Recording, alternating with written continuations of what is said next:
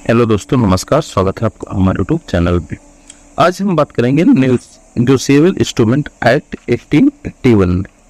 दोस्तों, कई लोगों को समस्या थी कि सर नेगोशिएबल इंस्ट्रूमेंट एक्ट में कई चीज जैसे बिल ऑफ एक्सचेंज हो गया और प्रोमिसरी नोट हो गया, तो इसमें सर कंफ्यूजन हो जाता है कि आंसर क्या लगाएं। अगर मान लीजिए पेपर में आ जाता है ये क्वेश्चन तो दोनों ऑप्शन रहते हैं, तो थोड़ी सी दिक्कत होती है सर, क्योंकि बिल ऑफ एक्सचेंज और प्रोमिसरी नोट दोनों मुझे एक जैसा ही लगता।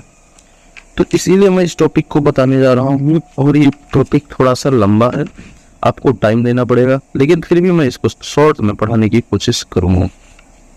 दोस्तों,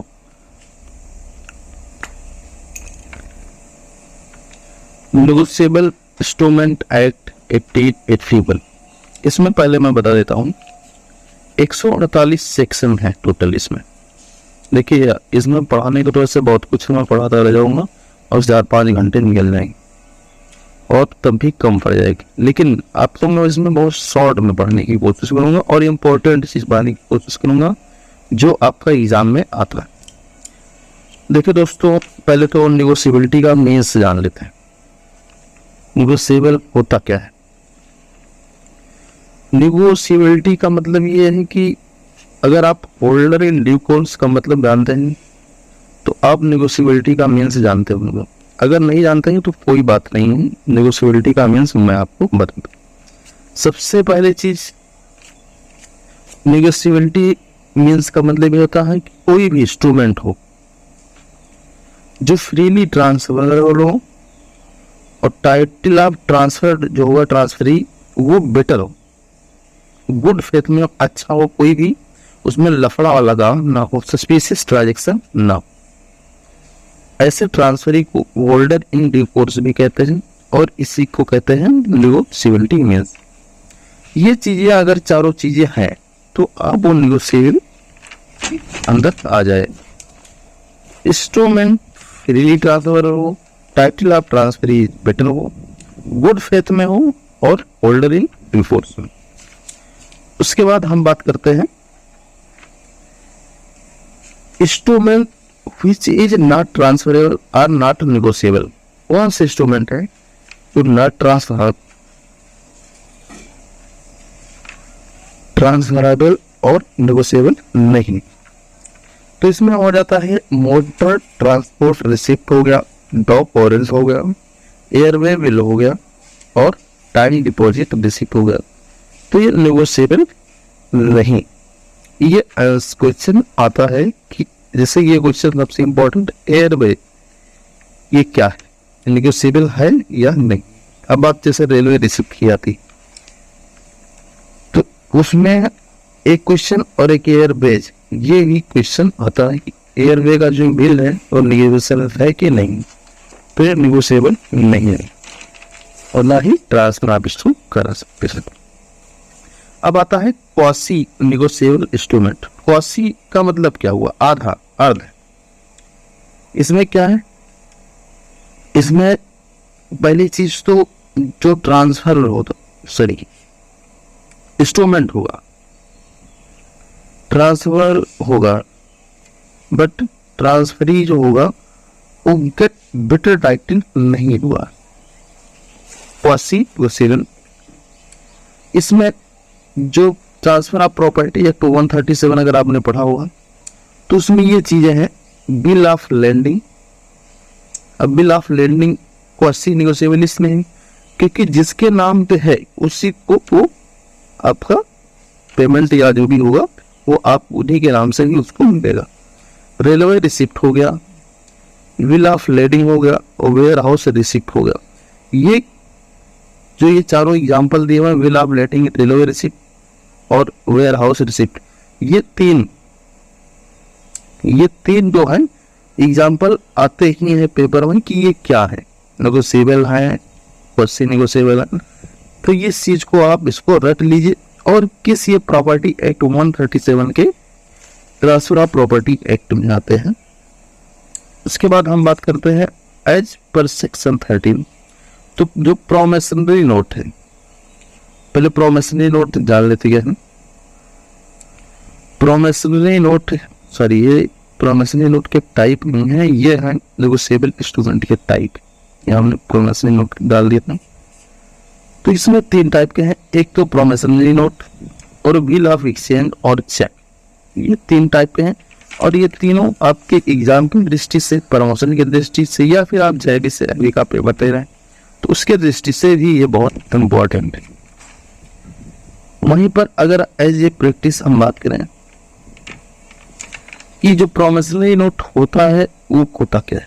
प्रोमिसरी नोट एक समझ लीजिए वचनबद्ध पत्र है।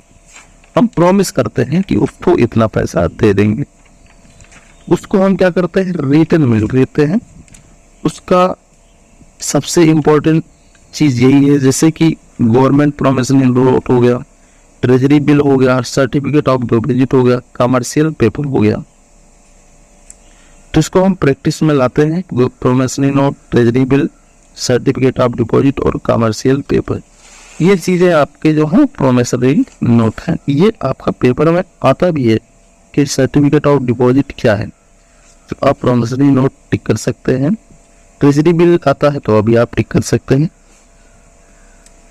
अगर वहीं पर इम्पोर्टेंट सेक्शन की हम NI एक्ट की बात करेंगे तो NI एक्ट का सबसे इम्पोर्टेंट टॉपिक है, ये है प्रोमिसरी नोट, सेक्शन 4 में आता है। बिल ऑफ एक्सचेंज वो आता है 5 में और चेक आता है 6 में। और उसके बाद डिफिनेशन ऑफ ड्रॉवर एंड ड्रॉई आता है 7 में। 8 में आता है होल्डर, सेक्शन 9 में आता है होल्डर इन ड्यू कोर्स, तो 10 में आता है पेमेंट इन ड्यू है। तो इसमें सेक्शन कितना भी मैं आपको बताया 148 सेक्शन है, लेकिन आपको इसमें 148 नहीं रट रहा है। जो इम्पोर्टेंट है वही सिर्फ आपको याद करने हैं, जैसे कि प्रोमिसरी नोट हो गया, बिल ऑफ एक्सचेंज और चेक, तो ये आपको याद कर लेना है। उसके बाद यहाँ पे सबसे इम्पोर्टेंट आ जाता है, एक ये क्वेश्चन बहुत ही आता है, एग्जाम में भी आता है कि 85(2) और 85(1) ये protection of paying banker against जो fold endorsement in order cheque के लिए 85(1) हो जाएगा, ऑर्डर चेक के लिए, बेयर चेक के लिए 85(2) हो जाएगा और 85(A) हो जाएगा डिमांड ड्राफ्ट के लिए। ये protection of paying banker against है, तो ये चीज आप इसको याद कर लीजिए। और एक protection of collecting banker, protection of collecting banker, ये आपका 131 में ये भी सेक्शन बता दिया जाता है। उसके बाद हम बात कर रहे हैं सेक्शन 4 जो प्रोमिसरी नोट है, इसके बारे में आप सारी चीजें डिटेल से आपको जाननी है।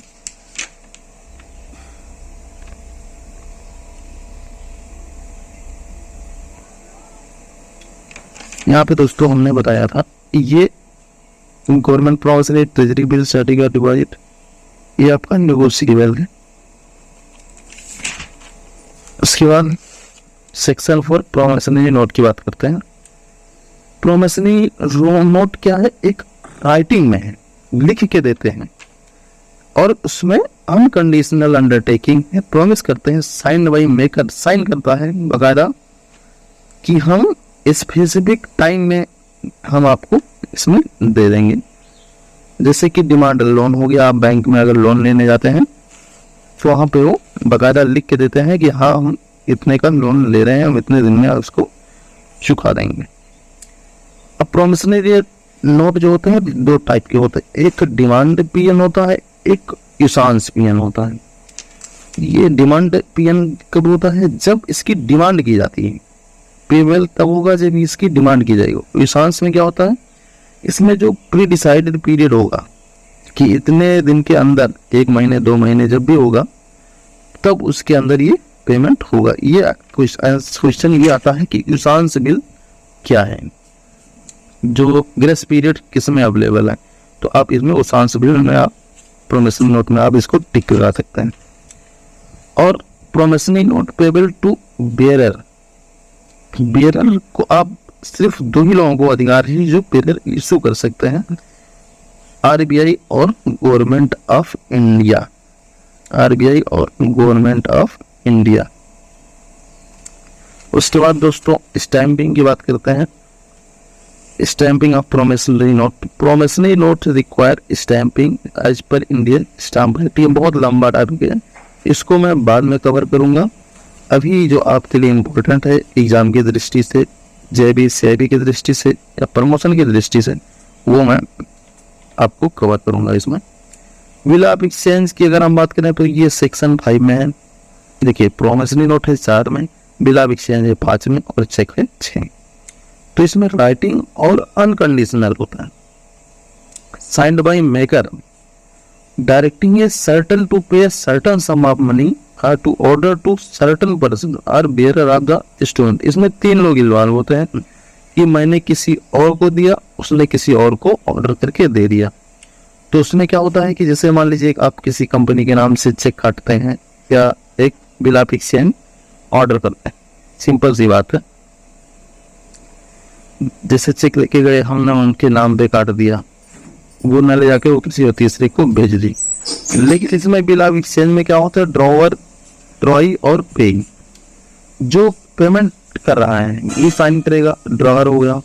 पर्सन डायरेक्टिंग जिसको पे करने के लिए कह रहा वो ड्रॉई हो गया, और जो बेनिफिशियरी होगा जिसको पैसा मिल रहा है वो पेई। तो इसमें टाइप ऑफ बिल में भी डिमांड बिल और उसास बिल, इसमें भी वही है, जब डिमांड की जाएगी तब इसको पेमेंट होगा, और इसका जब इसमें ग्रेस पीरियड होता है तब जब अवेलेबल होगा तब हो जाएगा। अब हम चेक की बात करते हैं। Cheque is a bill of exchange, cheque section 6 में है। Cheque is a bill of exchange but always payable on demand and drawee is always a banker. इसमें जो चेक होता है जब डिमांड की जाएगी, बिल ऑफ एक्सचेंज है ये जब डिमांड की जाएगी, और ये ऑलवेज ड्रॉई जो होगा उसमें ऑलवेज ए बैंकर होगा। इनफिनिटेड इंस्ट्रूमेंट क्या होता है, as per section 20 of NI Act incomplete date paying amount not mention. Cheque में जब कोई भी बिल ऑफ एक्सचेंज है या चेक में मेंशन नहीं है तो उसको इनकरेक्ट इंस्ट्रूमेंट कहते हैं। होल्डर क्या होता है, सेक्शन 8 में किसी इंस्ट्रूमेंट पर जिसका नाम लिखा है वही होल्डर होता है, और holder in due course. Holder in due course में क्या होता है, पहली चीज तो होल्डर होना चाहिए उसमें, और बिफोर मैच्योरिटी के पहले, जैसे मान लीजिए आज 30 तारीख है तो 30 के पहले ही वो पेमेंट उसका ले ले। विथ कंसिडरेशन होना चाहिए। विथ कंसिडरेशन का मतलब है पैसा उसको मिला या नहीं मिला, ये सब सारी चीजें उसमें देखी जाती हैं, और गुड फेथ में होना चाहिए। तो ये 4 चीजें होल्डर इन ड्यू कोर्स में अवेलेबल होना चाहिए। तो दोस्तों इसका जो सेकंड पार्ट है उसको मैं जल्दी ही आपके सामने प्रस्तुत करूंगा। हो सकता है वो वीडियो कल तक आ जाए, तो वीडियो को हमारे लाइक करिएगा, शेयर करिएगा और चैनल को सब्सक्राइब करिएगा, ताकि हम आपके लिए और अच्छी से अच्छी वीडियो ला सकें, ताकि आपका प्रमोशन हो सके। इसी के साथ धन्यवाद। जाते जाते चैनल को सब्सक्राइब जरूर करिएगा।